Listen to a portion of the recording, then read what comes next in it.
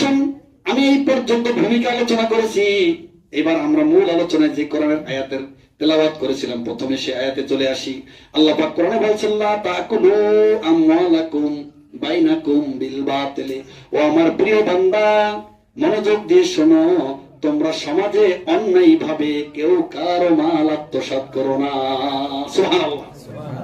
আল্লাহ কি বলেছেন আর ভালো করে বোঝেন, লা তাকুলু, তোমরা খেও না, আমওয়ালাকুম, তোমাদের নিজেদের মাল, বাইনাকুম, তোমাদের পরস্পরের মধ্যে, বিল বাতিল, অন্যায় ভাবে তোমরা মাল আত্মসাৎ করো না।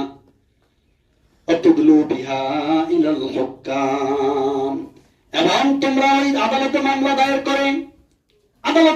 দায়ের করেছো, মিথ্যা মামলা সাজিয়েছো হাকিমের কাছে, সেখানে সাক্ষী প্রমাণ করার কারণে তুমি হয়ে গেছো বিচারে জয়ী হয়ে গেছো। এই সম্পদটা মূলত যার, সেই ব্যক্তি পরাজিত হয়ে গেছে। এমন ঘটনা আছে না নাই? জমি আছে না নাই? মনে করেন আপনার বাবা জমি বিক্রি করে গেছে,